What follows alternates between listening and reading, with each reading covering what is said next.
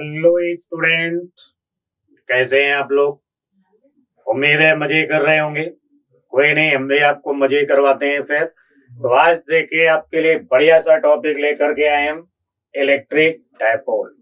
अब electric dipole क्या होता है तो हम लोग आज ये डिस्कस करने वाले हैं। इस क्लास में हम लोग पढ़ेंगे इलेक्ट्रिक डायपोल।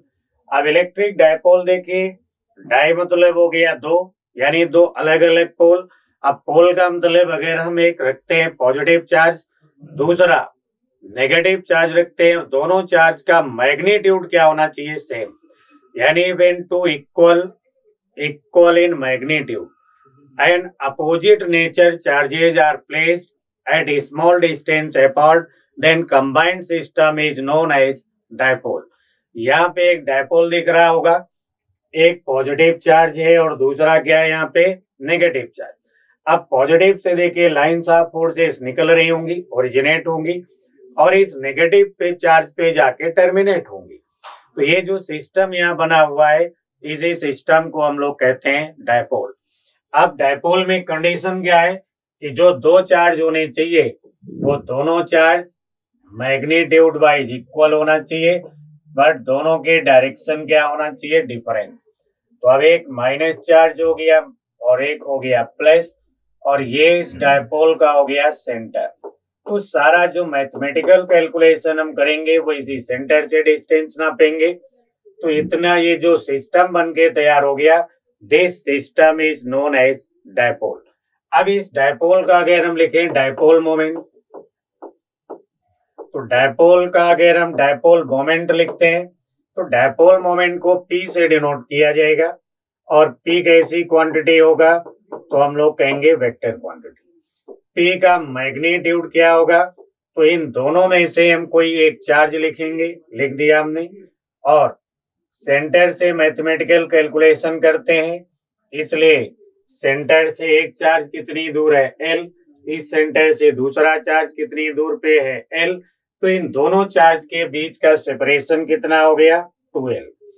तो यानी magnitude of dipole moment is defined by the product of either charge, यानी इन दोनों में से कोई एक charge, with total separation distance between two charges. अब दोनों चार्ज के बीच का जो टोटल सेपरेशन है वो हो गया 2L, तो 2L से हमने मल्टीप्लाई कर दिया, तो ये हो गया डायपोल मोमेंट का मैग्नीट्यूड 2QL। अब देखिए हमने वेक्टर का साइन लगा रखा है तो डायरेक्शन भी होना चाहिए। तो direction of dipole moment is from negative to positive charge. अब यहाँ पे देखिए कुछ कंफ्यूजन होता है।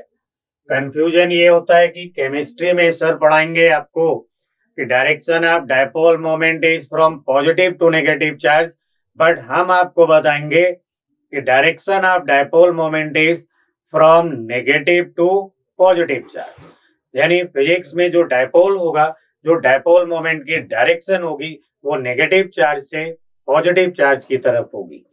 इतनी बात क्लियर हो गई। अब अगर हम इसकी यूनिट लिखना चाहें तो यूनिट में फिर हम लोग लिखते, अब देखिए चार्ज है तो क्या होगा, कूलाम, एल है तो क्या हो गया, मीटर। ये कूलाम मीटर जो है ये हो गई SI यूनिट। अब अगर CGS यूनिट लिखते तो ये होता ESU सेंटीमीटर। तो ESU सेंटीमीटर क्या हो गई, इसकी CGS यूनिट हो गई। ठीक है, इसी CGS यूनिट को केमिस्ट्री में सर डिबाई के नाम से आपको बताएंगे। तो debye and ESU centimetre both are same. SI unit क्या होगी, कूलाम मीटर। अब अगर इसके डायमेंशन की भी बात यही कर लिया जाए तो डायमेंशन अगर हम इसका लिख रहे होते तो देखिए कूलाम मीटर, कूलाम का डायमेंशन क्या हो गया 80 और मीटर हो गया L, तो डायमेंशनल फार्मूला होगा ATL। उम्मीद है कि डायपोल समझ में आ गया होगा। डायपोल क्या होता है, it is the system of two equal and unlike charges placed at a small distance apart, and dipole moment of dipole is defined by the product of either charge with total separation between two charges, and it is vector quantity always directed from negative to positive charge। इतनी बात clear हो गई। अब हम लोग बढ़ते हैं अगला टॉपिक देखते हैं अपना। तो अगले टॉपिक पे देखिए इलिस्ट्रेशन लिखा हुआ है, find dipole moment of system as shown in figure. यहाँ जो फिगर हम लोग देख रहे हैं, यहाँ पे -2 क्यू चार्ज दिख रहा हमें, यहाँ प्लस क्यू चार्ज दिख रहा है और यहाँ पर भी हमको प्लस क्यू चार्ज दिख रहा है। अब देखिए डायपोल की बात करें तो यहाँ पे एक ये जो -q चार्ज, इस -q चार्ज इस प्लस q चार्ज के साथ एक डायपोल बना लेगा, जिसका डायपोल मोमेंट होना चाहिए QA। यानी एक चार्ज लिखेंगे और टोटल सेपरेशन हो गया A, उससे मल्टीप्लाई कर दिया तो ये डायपोल मोमेंट हो गया QA। यहाँ देखें तो एक पॉजिटिव चार्ज और एक यहाँ से माइनस चार्ज, ये दोनों एक और डायपोल बनाएंगे, इसे हमने लिख दिया P2 और P2 भी क्या होना चाहिए, QA होना चाहिए। अब देखिए magnitude of P1 is equal to magnitude of P2 और दोनों का है QA। तो यहाँ दो वेक्टर हैं और इन दोनों वेक्टर की न्यूमेरिकल वैल्यू सेम है, यानी इन दोनों वेक्टर का मैग्नीट्यूड सेम है और इस ट्रायंगल की तीनों साइड इक्वल है, इसका मतलब ये इक्विलैटरल ट्रायंगल होगा। अब इक्विलैटरल ट्रायंगल होगा तो इनके बीच में जो एंगल है वो क्या होना चाहिए, 60 डिग्री। तो इनका रिजल्टेंट फिर इनके बीच से ऐसे जा रहा होगा और यही होगा net dipole moment of system, जिसे हम लिखते हैं 2p cos θ/2। तो 2 हो गया, p हो गया QA और cos 30 लिखते हैं यहाँ पे, क्योंकि थीटा कितना है, 60 डिग्री। तो θ/2 हो जाएगा 30 और आंसर आता QA√3। तो इस तरीके से हम लोग इस सिस्टम का डायपोल मोमेंट कैलकुलेट कर लेते हैं। इतनी बात क्लियर हो गई। अब इतनी बात क्लियर हो गई तो फिर हम लोग एक और एग्जाम्पल से इसे समझते हैं। अब अगला जो एग्जाम्पल हमारे सामने है, वहां पे देखिए एक रिंग दिख रही होगी आपको और इस रिंग पे चार्ज डेंसिटी दोनों तरफ सेम है, बट यहाँ चार्ज हाफ रिंग पे हमें नेगेटिव चार्ज गिवन है एंड रिमेनिंग हाफ पे हमें पॉजिटिव चार्ज डेंसिटी गिवन है। तो इसका मतलब हुआ कि इक्वल और अपोजिट चार्ज हो गए, यहाँ भी डायपोल मोमेंट फॉर्म हो सकता है। अब हम लोग बेसिकली पहले दिन से आज सोच रहे होंगे, पहले दिन के अकॉर्डिंग सोचेंगे, charge is the property of mass. यहाँ पे जो चार्ज का डिस्ट्रीब्यूशन है वो सिमेट्रिकल है, तो ये चार्ज एक पॉइंट चार्ज की तरह बिहेव करेगा और ये पॉइंट चार्ज कहाँ होगा, तो जहां इतने से मास का सेंटर ऑफ मास होगा। अब सेंटर ऑफ मास कहाँ पे होगा, तो देखिए सेंटर ऑफ मास इसके सेंटर से यहाँ पे होना चाहिए और ये डिस्टेंस होना चाहिए 2r/π। तो क्योंकि सेमी सर्कुलर रिंग का जो सेंटर ऑफ मास होता है वो 2r/π डिस्टेंस पे होता है फ्रॉम सेंटर। ऐसे ही इधर जो रिमेनिंग डिस्क दिख रही है, रिमेनिंग ये रिंग हमें दिख रही है, यहाँ भी चार्ज का डिस्ट्रीब्यूशन यूनिफॉर्म है, तो ये चार्ज भी एक पॉइंट चार्ज की तरह बिहेव करेगा और वो पॉइंट चार्ज कहाँ पे होगा, तो हम कहेंगे वही होगा जहां इस रिंग का सेंटर ऑफ मास होगा। तो इस रिंग का सेंटर ऑफ मास भी सेंटर से स्मॉल r डिस्टेंस पे होगा और ये स्मॉल r डिस्टेंस क्या होना चाहिए, 2r/π होना चाहिए। अब यहाँ तो भाई ये प्लस q चार्ज हो गया और यहाँ हो जाएगा -q चार्ज। तो भाई ये कुल मिलाकर के जो रिंग है एक डायपोल की तरीके से बन गई। यहाँ पे हमें दिख रहा है प्लस q चार्ज और प्लस q चार्ज कितना होगा, तो λ/πr। नेगेटिव वाला चार्ज कितना होगा, λ/πr और इनके बीच का ये जो टोटल सेपरेशन हो गया ये हो गया भाई 2r/π प्लस 2r/π, यानी ये हो गया 4r/π।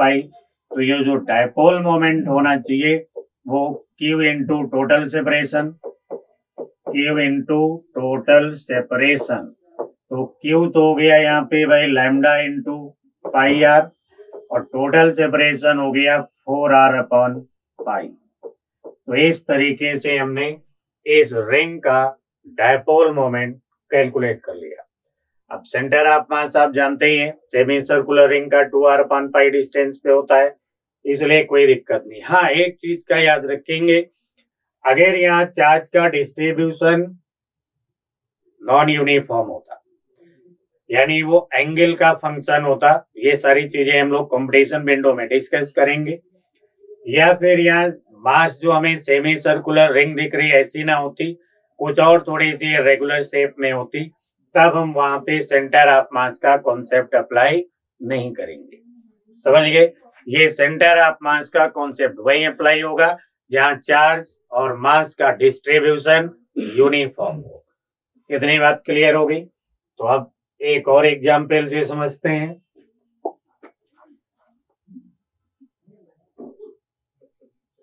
तो आप देखिए यहाँ पे लिखा हुआ है इलेक्ट्रिक फील्ड बाय डायपोल। अब इलेक्ट्रिक फील्ड यानी हमने जो अभी अभी पढ़ा डायपोल, वो डायपोल हमारा यहाँ पे दिख रहा होगा। ये डायपोल का नेगेटिव चार्ज हो गया, ये डायपोल का पॉजिटिव चार्ज हो गया, और इस डायपोल की वजह से आर डिस्टेंस पे लिखनी है फील्ड। अब आर डिस्टेंस पे फील्ड लिखनी है तो ये जो पॉजिटिव चार्ज से डिस्टेंस दिख रही है हमको, वो पॉजिटिव चार्ज से जो डिस्टेंस है यहाँ पे, ये डिस्टेंस है भाई आर माइनस ए। तो आप समझ गए ए क्या है भाई? डायपोल की इतनी सी लेंथ हो गई ए, और डायपोल की ये वाली लेंथ भी ए है। सेंटर से सारा मैथमेटिकल कैलकुलेशन करते हैं तो सेंटर से इस पॉइंट के डिस्टेंस क्या है? आर। तो पॉजिटिव चार्ज से डिस्टेंस होना चाहिए फिर आर माइनस ए, और इस नेगेटिव चार्ज से डिस्टेंस हो जाएगी आर प्लस ए। अब पॉजिटिव चार्ज की जो फील्ड है वो होती है अवे फ्रॉम चार्ज, यानी इधर होगी, और नेगेटिव की जो फील्ड होती है माइनस क्यू की फील्ड, वो होती है टुवर्ड चार्ज, तो ये नेगेटिव चार्ज की फील्ड होगी। यानी यहाँ पे दो फील्ड है इस पॉइंट पे, एक पॉजिटिव चार्ज की जो होना चाहिए के क्यू अपॉन माइनस ए, और नेगेटिव चार्ज की भी यहाँ पे एक फील्ड होगी जो होगी के क्यू अपॉन आर प्लस ए। अब इस पॉइंट पे अगर हम नेट फील्ड की बात करें तो यहाँ जो नेट फील्ड होगी वो होना चाहिए e positive plus e negative. इन्हें अरेंज करते तो ये हो गया था k q upon r minus A minus k q upon are plus ए। अब यहाँ से अगर हम के क्यू को कॉमन ले लें और आगे सॉल्व कर लें इसको, तो के क्यू को अगर हम कॉमन ले लेते हैं तो ये के और क्यू हो गया कॉमन। अब इधर हो गया भाई R minus A minus 1 upon are plus ए। अब इसे एलसीएम अगर लेते हैं इनका, तो वो एलसीएम होना चाहिए भाई r square minus a square का होल स्क्वायर हो जाएगा।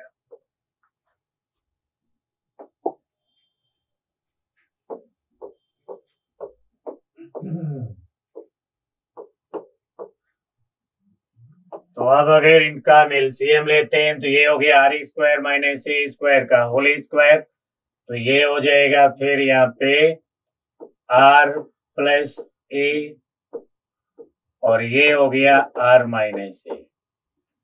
तो इस तरीके से अगर हम लिखें के क्यू, तो ऊपर बचेगा 4 RA upon r square minus a square का होल स्क्वायर। अब इसको अगर हम अरेंज करें 2QA इंटू 2 लिख दें इंटू आर, अपॉन में लिख लें भाई r square minus a square का होल स्क्वायर।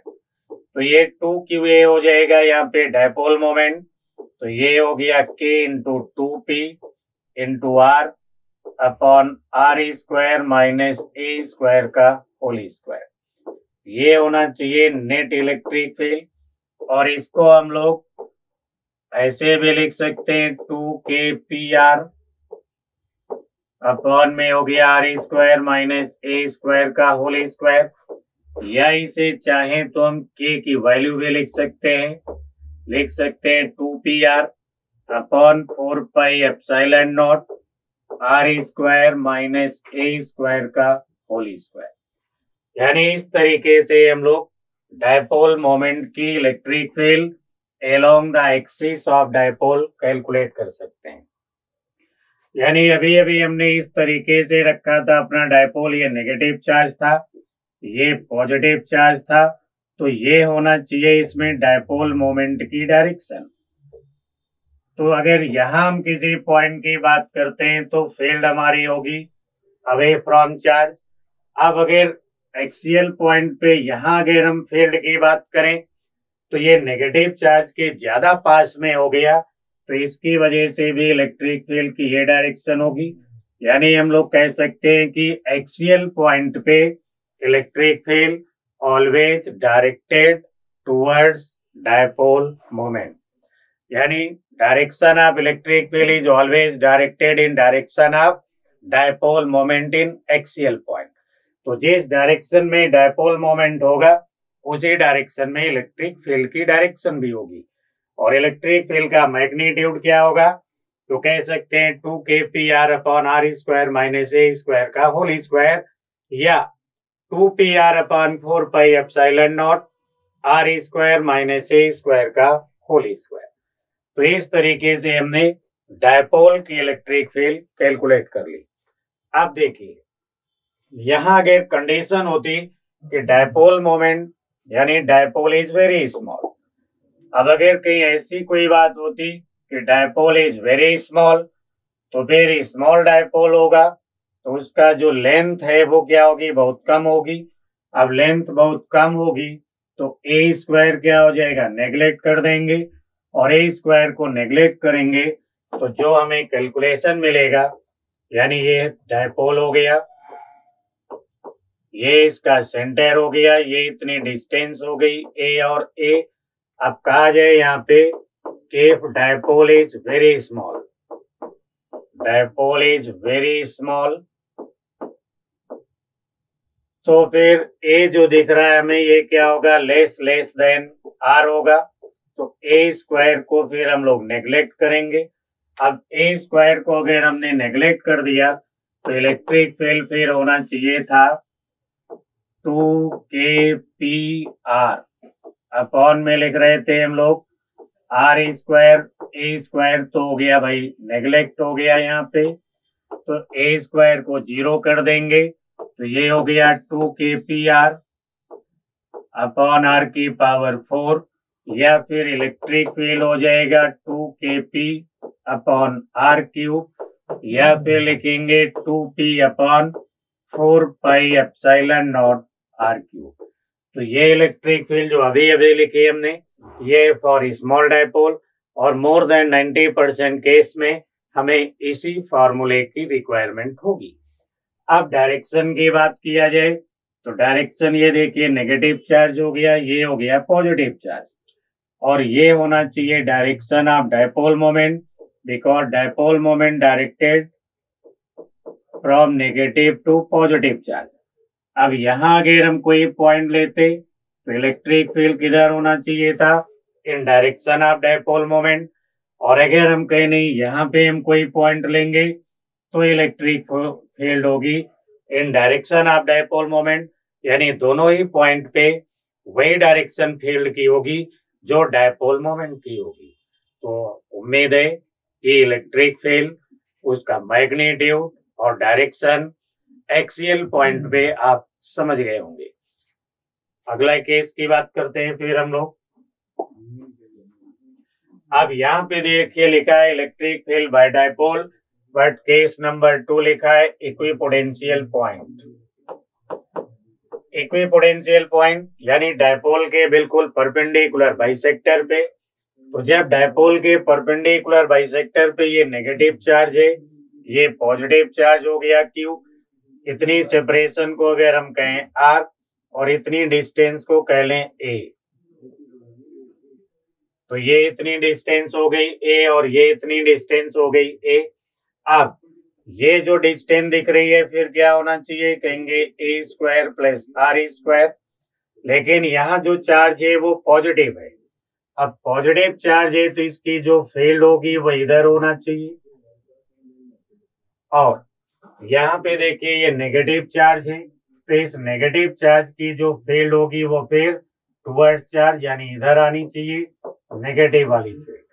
अब यहाँ अगर हम पॉजिटिव वाले चार्ज की फील्ड की मैग्नीट्यूड लिखें तो ये हो जाएगा के क्यू अपॉन, और इस डिस्टेंस का अगर हम स्क्वायर करें तो ये होगा फिर A square plus are square.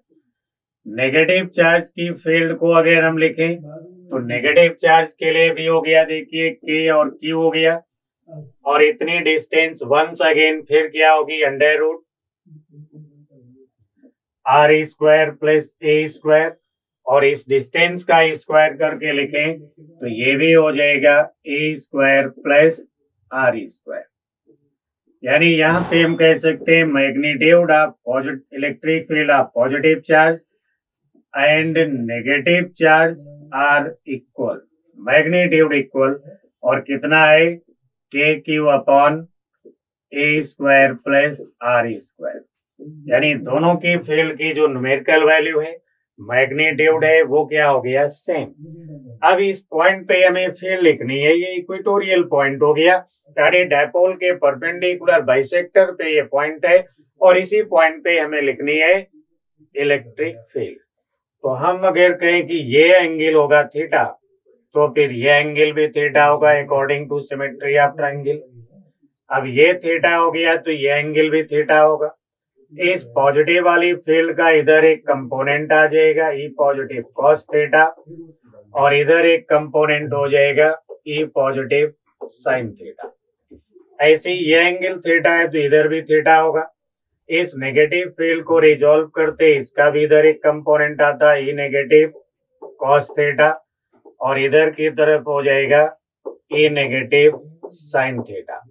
अब देखिए मैग्नीट्यूड ई पॉजिटिव ई नेगेटिव का इक्वल है, तो ये जो साइन वाले कंपोनेंट आपको दिख रहे हैं, एक वर्टिकली अपवर्ड दूसरा वर्टिकली डाउनवर्ड, इनकी मैग्नीट्यूड सेम, डायरेक्शन अपोजिट, तो यहाँ जो इलेक्ट्रिक फील्ड का y कंपोनेंट है वो तो आपस में कैंसिल हो जाएगा, यानी जीरो हो जाएगा, और जो नेट फील्ड हमें मिलेगी वो नेट फील्ड होना चाहिए e positive cos theta plus होना चाहिए ई नेगेटिव कॉस थीटा। इन सब की अगर हम वैल्यू यहाँ पे लिख करके इनको ऐड करें तो हमें इनका रिजल्ट मिल जाएगा। यानी ये हो गया भाई के क्यू, और फिर ये रहा भाई cos theta upon are plus are square plus a square, और ये भी इसको हम 2 से कर दें मल्टीप्लाई, क्योंकि बोथ आर इक्वल, तो 2 से मल्टीप्लाई कर दिया तो ये कंडीशन हो गई। अब इसी को अगर हम लोग सॉल्व कर लें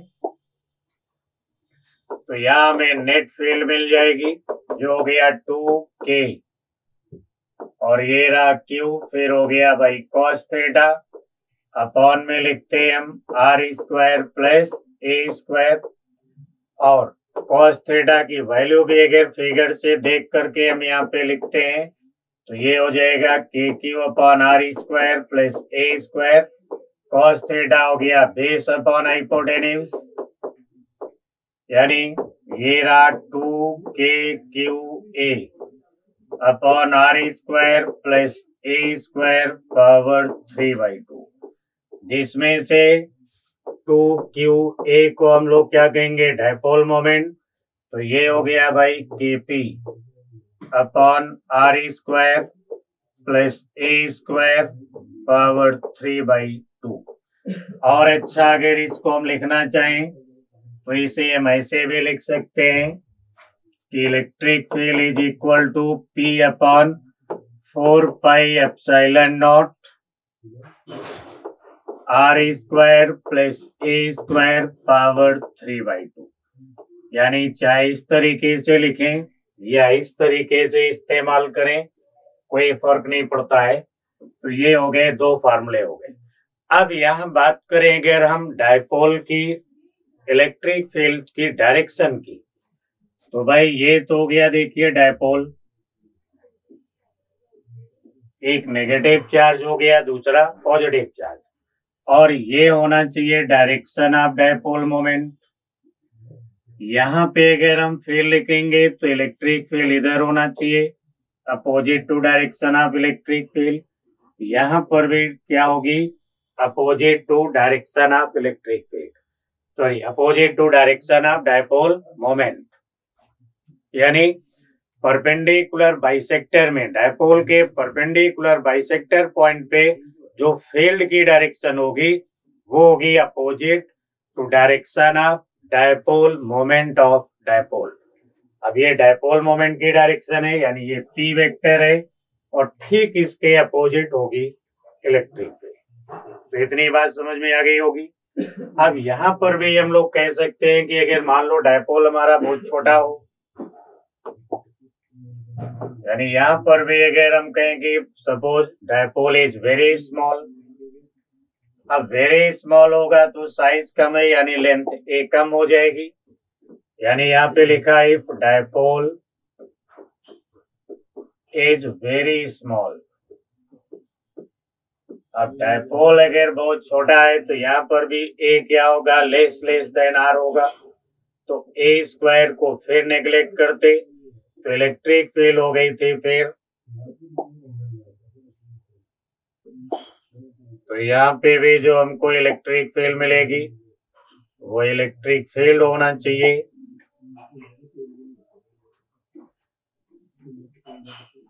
यानी P upon 4 pi epsilon naught r square plus a square power 3/2। इसमें से ए स्क्वायर को हम 0 कर देंगे तो इलेक्ट्रिक फील्ड हो गई P upon 4 pi epsilon naught r cube, यानी ये इलेक्ट्रिक फील्ड का मैग्नीट्यूड होगा, बट डायरेक्शन एग्जैक्टली सेम ऐसी ही होगी। अब इतनी बात क्लियर हो गई होगी। तो एक बात हम लोग और देखते हैं यहाँ पे, यानी अगर डायपोल हमारे पास बहुत छोटा है, डायपोल हो गया हमारे पास में वेरी स्मॉल, यानी हमने यहाँ पे ये डायपोल बना लिया। अब इस डायपोल की अगर हम फील्ड लिखें तो ये हो गया भाई डायपोल नेगेटिव चार्ज, ये हो गया डायपोल का पॉजिटिव चार्ज, इधर हो गई डायपोल मोमेंट की डायरेक्शन, और अगर हम सेंटर से आर डिस्टेंस पे यानी यहाँ फील्ड लिखें तो फील्ड कितनी होगी, ई आर करके लिख दिया, किधर होगी, इन डायरेक्शन ऑफ डायपोल मोमेंट, और इसका मैग्नीट्यूड होगा 2kp अपॉन आर क्यूब। लेकिन अगर हम इसके परपेंडिकुलर यहाँ आर डिस्टेंस पे फील्ड लिखें तो वो डायपोल मोमेंट के परपेंडिकुलर होगी, और ये होगी यहाँ पे kp अपॉन आर क्यूब। अब अगर हम ई परपेंडिकुलर अपॉन ई एक्सियल पॉइंट इनका रेशियो कैलकुलेट करें तो ये आना चाहिए 1/2, यानी हम कह सकते हैं कि अगर कोई छोटा सा डायपोल है वेरी स्मॉल, तो इलेक्ट्रिक फील्ड की डायरेक्शन इन डायरेक्शन यानी along the axial point will be double that of electric field perpendicular bisector of dipole, यानी डायपोल के जो परपेंडिकुलर बाइसेक्टर पे फील्ड है उसकी जस्ट डबल फील्ड होगी एक्सियल पॉइंट पे। तो इतनी बात क्लियर हो गई होगी। अब इतनी बात क्लियर है तो हम लोग और डिस्कशन करते हैं। अभी बहुत सारी बातें हैं इस डायपोल में। तो अब देखिए यहाँ पे लिखा हुआ है electric field at general point, यानी ये तो हो गया हमारा डायपोल, और ये होना चाहिए डायपोल मोमेंट की डायरेक्शन। अब क्योंकि डायपोल मोमेंट की डायरेक्शन होती है from negative to positive charge, तो ये हो गई डायपोल मोमेंट की डायरेक्शन, और डायपोल मोमेंट हमने लिख लिया P। अब इतना सा ये एंगल है थीटा, और ये पोजीशन वेक्टर R, यानी हमें इस डायपोल की वजह से, ये जो डायपोल दिख रहा है इसकी वजह से इस पॉइंट पे फील्ड निकालनी है, यानी इस पॉइंट पे कितनी फील्ड होगी ये हमें कैलकुलेट करना है। तो हम क्या करेंगे, इस डायपोल को रिजॉल्व कर लेंगे। अब रिजॉल्व करेंगे इस डायपोल को तो फिर इसका इधर की तरफ जो कंपोनेंट आएगा, इधर ये इस डायपोल का जो इधर कंपोनेंट होगा वो कंपोनेंट होना चाहिए पी कॉस थीटा। अब अगर हम मान लें कि इसी डायरेक्शन में डायपोल रखा हुआ है, इसी डायरेक्शन में, और इस डायपोल का डायपोल मोमेंट कितना है, पी कॉस थीटा, तो फिर ये जो पॉइंट है वो होना चाहिए axial point for this dipole, और एक्सियल पॉइंट है तो इसकी फील्ड भी डायपोल मोमेंट की डायरेक्शन में ही होना चाहिए। और कितनी होना चाहिए, तो लिख लेते हैं यहाँ पे 2kp cos theta upon r cube. R हो गया ये position vector, p cos theta हो गया ये डायपोल मोमेंट, और इसी डायरेक्शन में फील्ड होगी 2kp अपॉन आर क्यूब, अभी हम लोगों ने लिखा था। तो अब फील्ड हमने क्या लिख दिया, 2kp cos theta upon r cube. अच्छा, इस डायपोल में एक कंपोनेंट तो इधर हो गया, दूसरा कंपोनेंट देखो इसके ठीक परपेंडिकुलर यानी इधर होना चाहिए। अब इस कंपोनेंट का मैग्नीट्यूड, डायपोल के इधर वाले कंपोनेंट का मैग्नीट्यूड क्या होगा, P साइन थीटा। अब अगर हम ध्यान से देखें तो ये जो P साइन थीटा है, इसी को अगर हम डायपोल एज्यूम कर लें, यानी एज्यूम कर ले हमारा जो डायपोल है वो इस डायरेक्शन में है, और इस डायपोल का डायपोल मोमेंट है P साइन थीटा। अब इस डायपोल के लिए ये पॉइंट होगा इक्वेटोरियल पॉइंट, तो इस इक्वेटोरियल पॉइंट पे जो फील्ड होगी वो डायपोल मोमेंट के परपेंडिकुलर होना चाहिए, यानी इस फील्ड के ठीक परपेंडिकुलर इधर होना चाहिए था फील्ड, और ये फील्ड कितनी होगी, तो हम लिख लेते kp sine theta upon r cube. ये कंपोनेंट हो गया भाई। तो अब देखिए यहाँ पे फील्ड के दो कंपोनेंट मिल गए, और ये दोनों ही फील्ड एक दूसरे के परपेंडिकुलर हैं। अब परपेंडिकुलर है तो इनका जो रिजल्टेंट है वो इनके बीच से कहीं जाना चाहिए, क्योंकि अगर इस फिगर को हम ऐसे देखें कि एक फील्ड इधर है जिसे हम कह रहे हैं रेडियल कंपोनेंट, एक फील्ड देखिए इस डायरेक्शन में जिसे हम कह रहे हैं angular component, and both field are perpendicular to each other, तो फिर इनका जो रिजल्टेंट होगा वो इस डायरेक्शन में होगा, यानी ये होगा नेट फील्ड। और दोनों फील्ड परपेंडिकुलर हैं, इसलिए इनका जो नेट होना चाहिए वो होना चाहिए under root radial component square plus angle side component का स्क्वायर, तो ये मिलता हमको kp अपॉन आर क्यूब, और हो जाता अंडर रूट में 4 cos square theta plus sine square theta. अब साइन स्क्वायर थीटा को अगर हम लिख लें 1 माइनस कॉस स्क्वायर थीटा, तो फिर एग्जैक्ट आंसर हमें जो इसका मिलेगा वो होना चाहिए इलेक्ट्रिक फील्ड का मैग्नीट्यूड, और ये होगा kp upon r cube under root 3 cos square theta plus 1। यानी इसे सॉल्व करें तो इलेक्ट्रिक फील्ड हो गई kp upon r cube under root 3 cos square theta plus 1। और अगर हम इसकी डायरेक्शन की बात करें यानी इस एंगल को कैलकुलेट करना चाहें, तो फिर ये तो हो गया एंगल साइड कंपोनेंट, ये रेडियल कंपोनेंट, क्योंकि दोनों परपेंडिकुलर हैं तो यहाँ पे रेक्टेंगल फॉर्म होगा। अब अगर हम डायरेक्शन के लिए लिखते डायरेक्शन, और डायरेक्शन भी हमने कहां से लिखा, फ्रॉम पोजीशन वेक्टर, तो ये होना चाहिए था फिर tan अल्फा, और tan अल्फा होता E theta upon E R. Solve कर ले इसको तो यह आ जाएगा 1/2 tan थीटा, क्योंकि जब आप इन दोनों कंपोनेंट को डिवाइड करेंगे तो kp अपॉन आर क्यूब खत्म हो जाएगा, बचेगा sign theta upon 2 cos theta, और ये हो गया 1/2 tan थीटा। उम्मीद है ये बात क्लियर हो गई होगी। अब इतनी सी बात अगर आप समझ गए हैं, क्लियर है इतना, तो फिर हम लोग थोड़ा सा और इसमें डिस्कशन करते हैं। अब उस थोड़े से डिस्कशन में क्या है तो वो देखो भाई।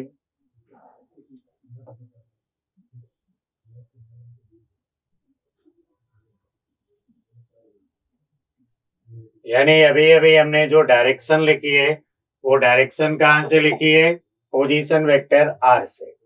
लेकिन अगर हम डायरेक्शन लिखना चाहें इस डायपोल मोमेंट से, तो ये तो हो गई भाई नेट फील्ड, और ये एंगल भी अभी अभी हमने लिखा है अल्फा, अब इसकी डायरेक्शन को अगर हम पीछे प्रोड्यूस करके लाए तो ये एंगल अल्फा है भाई, तो ये एंगल भी क्या हो जाएगा, अगर ये एंगल अल्फा है तो ये एंगल अल्फा हो जाएगा। अब ये एंगल अल्फा है और ये एंगल थीटा है, तो इस ट्रायंगल में देखें तो ये फिर होना चाहिए sum of two internal angle is equal to external angle, यानी ये डायरेक्शन होना चाहिए था अल्फा प्लस थीटा। तो ये होगी direction of electric field, direction of electric field from dipole moment vector. तो डायपोल मोमेंट वेक्टर की डायरेक्शन से एंगल क्या होगा, अल्फा प्लस थीटा, और पोजीशन वेक्टर से कितने एंगल पे फील्ड होगी, अल्फा, और अल्फा क्या होगा 1/2 tan थीटा। अब देखिए अगर ये फॉर्मूला हमें याद रहता है तो इसका बेनिफिट भी काफी है। अब बेनिफिट इसका क्या है तो उसको हम लोग थोड़ा सा डिस्कस करते हैं। इतना क्लियर हो गया होगा, अब इतना सा क्लियर हो गया तो इसको यहाँ से इरेज करते हैं क्योंकि जगह बनानी पड़ेगी। तो देखिए यहाँ पे अगर इस एंगल को हम कर लें, थीटा को कर लें 0, अब थीटा को अगर हम 0 कर लें यानी कहें कि हमारा जो डायपोल है वो ऐसे पड़ा हुआ है, ये डायपोल मोमेंट की डायरेक्शन है और हमको इधर फील्ड लिखनी है। ये हो गया भाई सेंटर, तो सेंटर से इधर हमको ये पोजीशन वेक्टर हो गया फिर, यानी अगर डायपोल मोमेंट के हमें एक्सियल पॉइंट पे फील्ड चाहिए तो उसके लिए ये वाला जो एंगल था, क्योंकि ये आर है, अब इस पॉइंट को अगर आप यहाँ लाना चाहेंगे तो फिर थीटा को क्या करना होगा 0।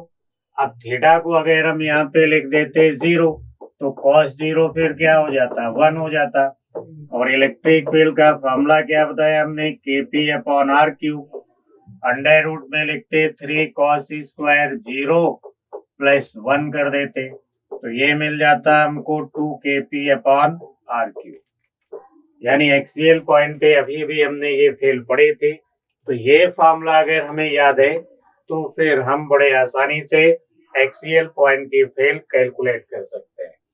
और अगर हम कहें नहीं हम तो इक्वेटोरियल पॉइंट पे यानी यहाँ फील्ड चाहिए हमको, तो कोई बात नहीं, अब इस पॉइंट को जब आप इधर शिफ्ट करोगे तो इक्वेटोरियल पॉइंट के लिए थीटा क्या हो जाएगा 90, यानी अगर डायपोल ये है और ये डायपोल मोमेंट की डायरेक्शन हो गई। यहाँ पे आप फील्ड निकालना चाहते हैं तो यहाँ थीटा की वैल्यू फिर क्या हो जाना चाहिए 90। अब थीटा की वैल्यू यहाँ 90 हो गई तो cos 90 तो हमको पता है कि 0 होता है। अब इलेक्ट्रिक फील्ड का फॉर्मूला लिखते हैं हम यहाँ पे kp/r³ under root 3 cos² 90 plus 1 करते तो ये आ जाता फिर kp/r³, यानी एक्सियल पॉइंट की फील्ड भी हम इसी फार्मूले से कैलकुलेट कर सकते हैं अगर हमें ये फार्मूला याद है तो। इस फार्मूले का काफी इस्तेमाल कर सकते हैं हम लोग काफी शॉर्ट में। अभी देखते हैं हम लोग, इतना क्लियर हो गया भाई। चलिए देखिए अब एक इलस्ट्रेशन है आपके सामने, find angle theta such that field become perpendicular to dipole moment, यानी इस एंगल की वैल्यू हमें कैलकुलेट करनी है जिससे इस पॉइंट पे डायपोल की जो फील्ड हो वो डायपोल मोमेंट के परपेंडिकुलर यानी इस तरीके की हो। तो अब अगर इस लाइन को हम पीछे ऐसे प्रोड्यूस करके लाते तो फिर ये डायरेक्शन अभी हमने बताया था कि एंगल क्या होता है अल्फा प्लस थीटा, और परपेंडिकुलर होने का मतलब है अल्फा प्लस थीटा क्या होना चाहिए 90 डिग्री। यहाँ से अगर हम अल्फा की वैल्यू निकाल लें तो क्या हो जाएगा 90 माइनस थीटा। और इसी केस में भी हम लोगों ने डायरेक्शन का एक फॉर्मूला लिखा था फ्रॉम रेडियल वेक्टर कि tan alpha is equal to 1/2 tan theta होगा। अब हमने लिख लिया भाई tan और यहाँ पे लिख दिया 90 माइनस थीटा और फिर ये हो गया 1/2 tan थीटा, तो इधर हो गया भाई cot theta is equal to 1/2 tan theta, तो ये रहा tan square theta is equal to 2 और tan थीटा की वैल्यू यहाँ पे होना चाहिए √2, या हम कहेंगे थीटा होना चाहिए फिर tan इनवर्स √2। यानी इतने एंगल पे अगर हम फेल कैलकुलेट करेंगे तो फेल इस डायपोल मोमेंट के परपेंडिकुलर होगी।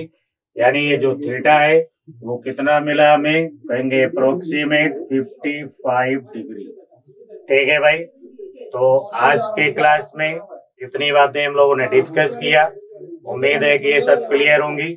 अब बाकी नेक्स्ट क्लास में मिलते हैं, तब तक के लिए नमस्कार।